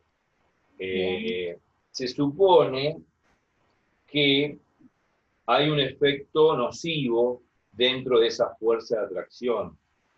Si nosotros podemos decir, está bien, a mayor diferencia de electronegatividad entre los elementos, más polar la molécula, más atracción ejercen las moléculas entre sí intermolecularmente, mayor fuerza de agarre hay entre ellas, bueno, mayor me va a costar ebullir, mayor me va a costar evaporar, es decir, ebullir, fundir, mayor temperatura de fusión, ebullición, mejor conductor de electricidad, mejor conductor de calor, más denso, más pesado, bueno, ok. Pero ¿qué pasa? Si yo a una molécula que es muy polar y aumento la temperatura, al aumentarle la temperatura se aplica la mecánica estadística de Maxwell-Boltzmann. ¿Qué significa? Claro. Al aumentar la temperatura aumento la agitación térmica. Al aumentar la agitación térmica rompo esa atracción polar que existe entre las moléculas, rompo esa fuerza intermolecular de polar que existe entre las moléculas, y bueno, la temperatura es un efecto nocivo ante esa polaridad. ¿Me explico? Sí. O sea, el tema es no elevar tanto la temperatura. O sea, la idea es que esas fuerzas intermoleculares de atracción por la polaridad de la molécula es notable siempre y cuando la temperatura del sistema no aumente excesivamente. Porque si aumenta excesivamente, la agitación térmica es tan violenta que le gana la fuerza de interacción molecular e intermolecular, y bueno, rompe esa fuerza de Van der Waals, que se llaman fuerzas intermoleculares de Van der Waals. Al romper esa atracción entre ellas, es porque la agitación molecular es tan grande porque la temperatura aumentó. ¿Me explico? Por eso la temperatura es un efecto nocivo ante esa fuerza de interacción molecular. Bueno, entonces ahora sí lo voy a poner en palabras, más allá de los detalles. Las reglas son esas, básicamente, y están buenas porque, más allá de las excepciones a la regla, porque puede haber excepciones, cuando uno busca en las tablas puede haber excepciones, no digo que no, pero caseramente, podríamos decir intuitivamente, funciona bastante bien. Bárbaro. El pizarrón se mueve de una manera muy loca. Que no se caiga. No, caer no se va a caer. Lo que pasa es que lo tengo que buscar ahí.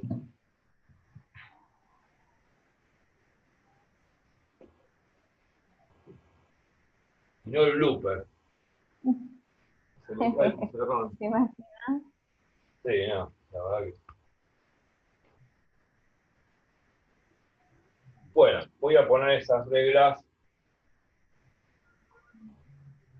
en el pizarrón. Entonces, propiedad de polaridad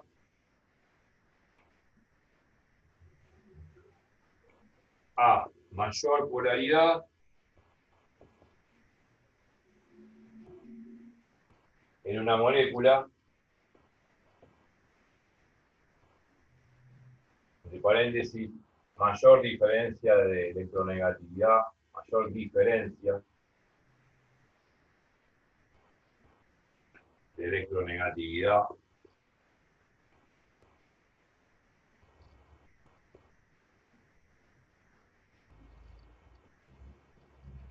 entre los átomos de la molécula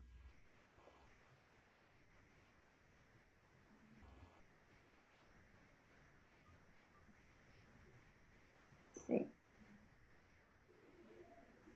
entonces más energía debo darle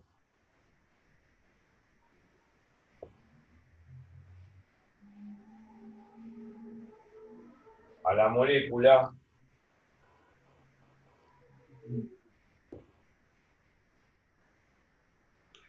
para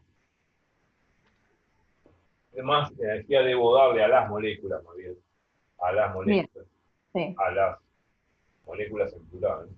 A las moléculas para poder separarlas, para poder separarlas, para poder separarlas. Sí. Y eso implica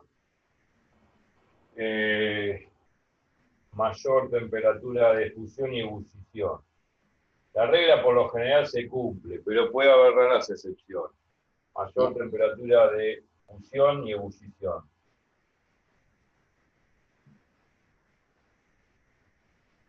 Es bastante intuitiva y ya lo vimos con los ejemplos. Sí. También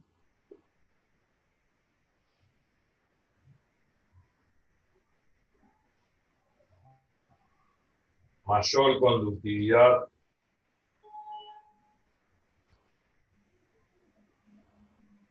térmica, eléctrica,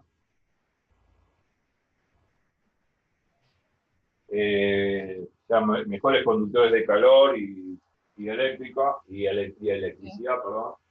Y ¿qué más?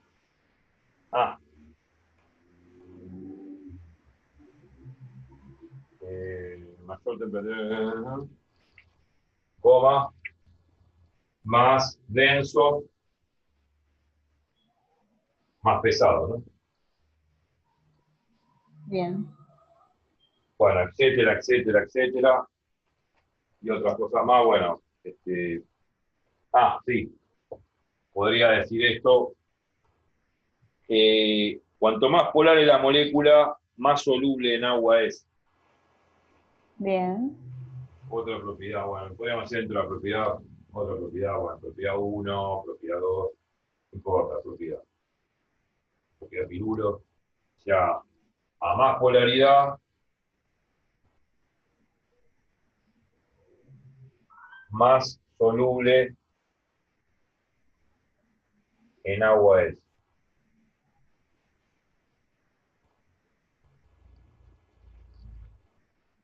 Más soluble es en agua.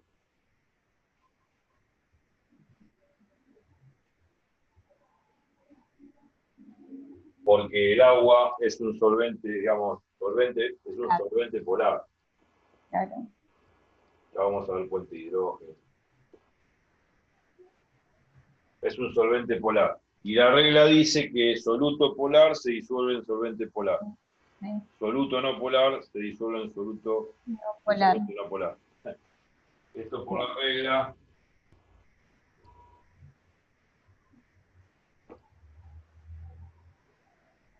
que dice así. Soluto polar se disuelve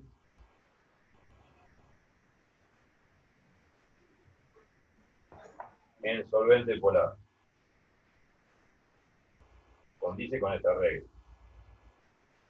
Bien. Y después, obviamente, soluto no polar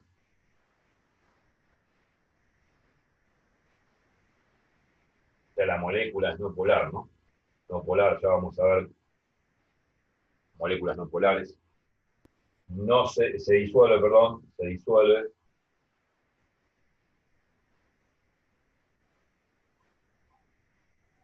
en solvente no polar. Bien. Por ejemplo, esto es muy notorio, o sea, a ver, esto es muy notorio.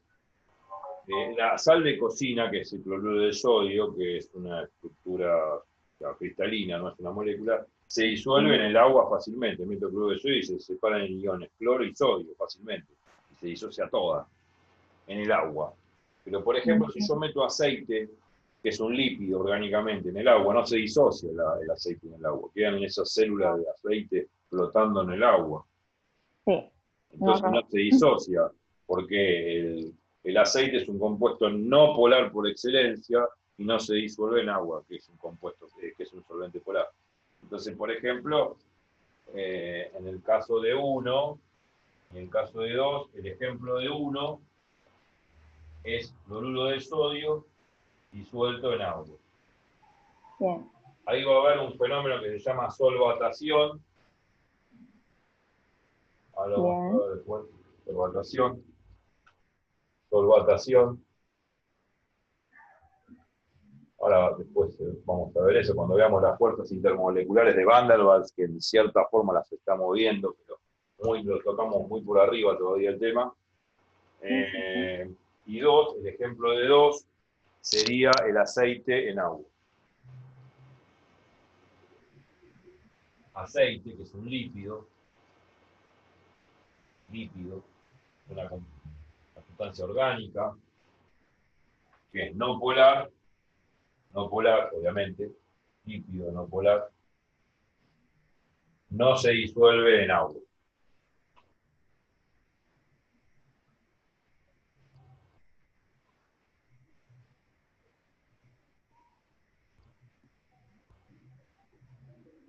El aceite quizás se disuelva en alcohol, por ejemplo. El alcohol es bueno, sí, no sé hasta qué punto, habría que ver.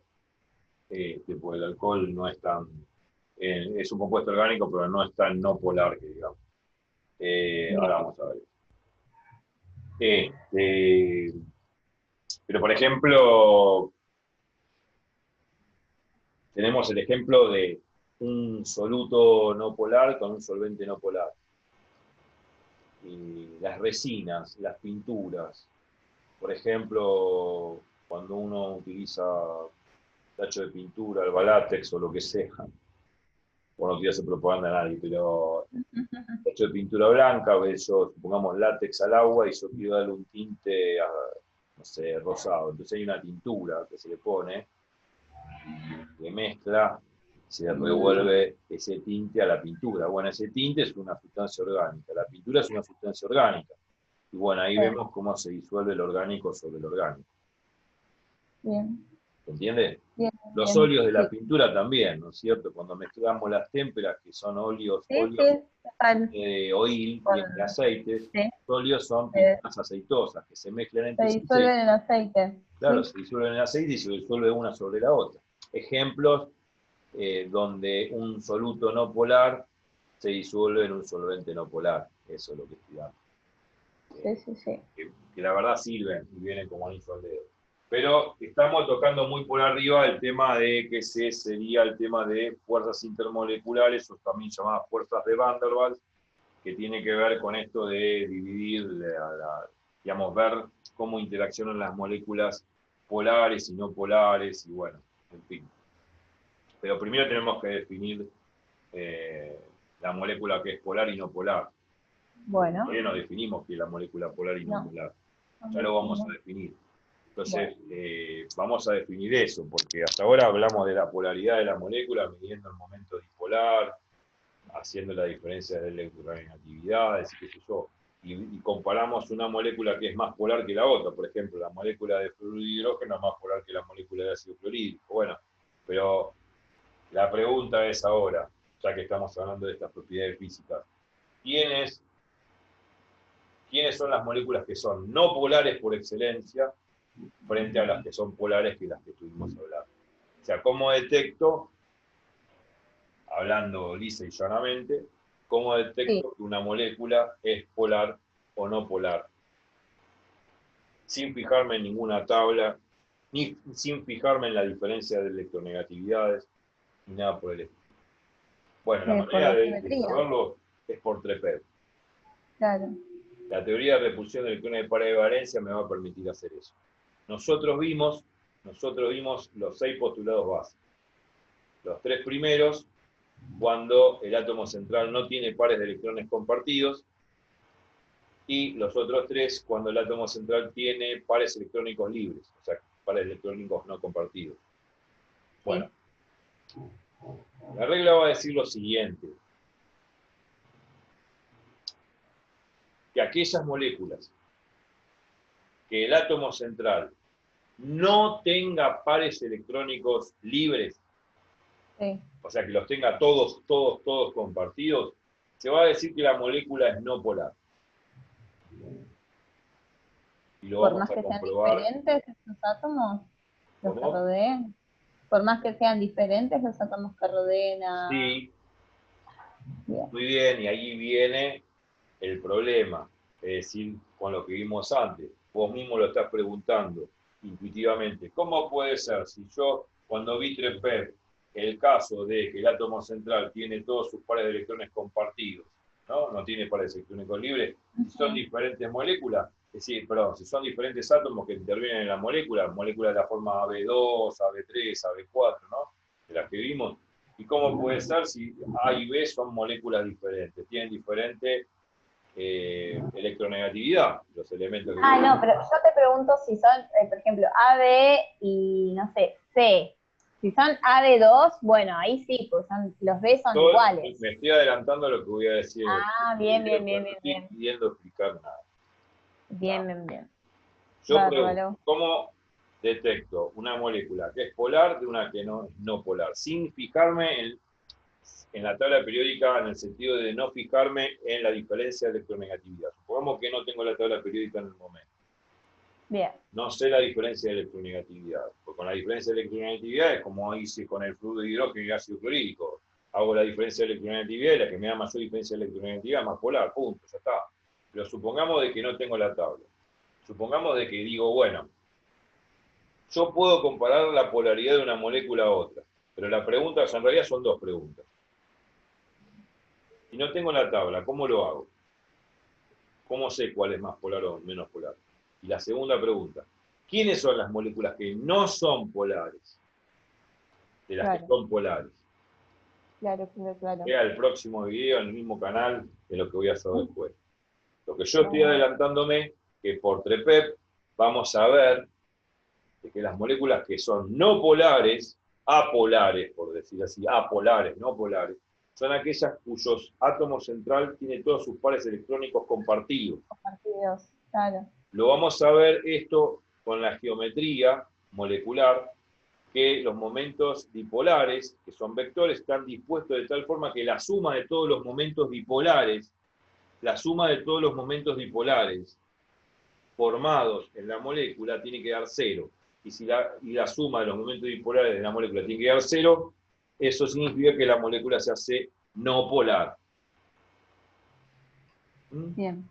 Es lo mismo que la fuerza, ¿no? Que la suma de fuerzas de repulsión se hacía 0 para lograr el equilibrio estable y la estabilidad en la molécula y obviamente el estado natural de la molécula en su mínima energía. Bueno, es lo que habíamos visto con la fuerza, lo mismo pasa con los momentos dipolares. Si yo sumo todos los momentos dipolares de la molécula y eso me da 0, la molécula es no polar. Y eso sucede cuando el átomo central tiene todos sus pares de electrones compartidos. O sea, no tiene pares electrónicos libres. Cuando el átomo central no tiene pares electrónicos libres, tanto compartidos, se dice que la molécula es no polar. Y si tienen par electrónico libre, se llama polar. Y eso lo vamos a poder calcular a través de los momentos dipolares, a través de la geometría molecular que el TREPEP nos va a predecir. Y eso lo vamos a ver en el próximo video. Dale. Así que acá corto y ahí termina el video número 13, que en realidad fue un número de suerte esta vez porque vimos un montón de cosas y muchas propiedades físicas que, bueno, gracias a TREPEP, y lo vamos a ver también en el próximo video, podemos llegar a deducir la polaridad de la molécula y a su vez sus propiedades físico-químicas como la temperatura de fusión, ebullición, conductividad térmica, conductividad eléctrica, densidad, qué sé yo, si se disuelve o no se disuelve en un solvente polar o no. La solvatación, vamos a ver que en realidad la solvatación es disolver un solvente polar en agua, por ejemplo, que es un soluto polar en agua, que es un solvente polar. Solvatación es la interacción que existe entre un ion y un dipolo. O sea que, por ejemplo, el sodio se disocia del clorio. El sodio va a estar rodeado, el sodio positivo, el catión de sodio positivo va a estar rodeado por muchas moléculas de agua a su alrededor. Bien. Interaccionando entre sí, eso se llama solvatación. Bueno, no importa. Ya vamos a ver eso, yo lo voy a nombrar de nuevo y lo que vamos a seguir es con lo que dije a través de TREPEP, poder deducir cuándo es polar y no polar. Y ahora me quiero ir a comer. Así Dale, yo también. Creo que ahí llegamos. Bárbaro. Y creo que fue interesante. Yo en la próxima posición lo que vamos a ver es esto. ¿Qué más? Una vez que vemos las moléculas polares y no polares por TREPEP y lo analizamos así,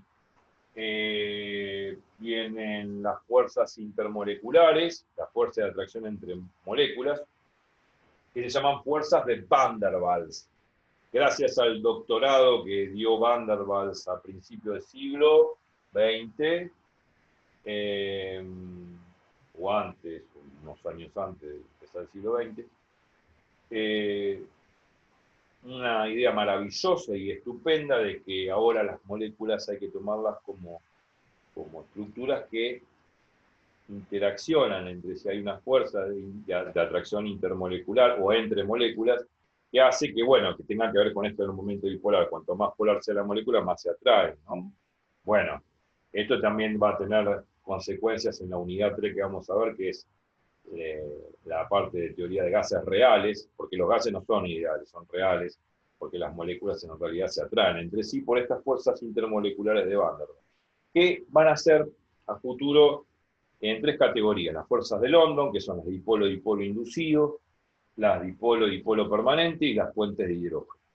Esas son las 3 fuerzas características de Van der Waals o fuerzas intermoleculares. Obviamente que en ese orden estoy diciendo que las fuerzas de London son más débiles que las fuerzas dipolo-dipolo permanente, y las fuerzas dipolo-dipolo permanente son más débiles que las de puente de hidrógeno. Y si la fuerza es más débil, menor fuerza de atracción entre las moléculas, más fácil es separarla, menor temperatura de fusión y ebullición, menos energía tengo que gastar para lograr el cometido de pasar de estado de agregación de líquido a vapor, o de vapor a líquido, o de líquido a sólido, o de sólido a líquido. Bárbaro. Las propiedades son muy intuitivas, más allá de que uno puede experimentar, calcularlo experimentalmente en un laboratorio, más allá de las teorías que uno puede utilizar, como las de TREPEP, la teoría de enlace, toda la teoría cuántica. Uno puede utilizar ab initio toda la teoría que quiera, pero todo esto, esas teorías ab initio, teorías físicas muy complicadas matemáticamente, después condicen con la realidad que hace el químico en el laboratorio. Claro. Y más bárbaro.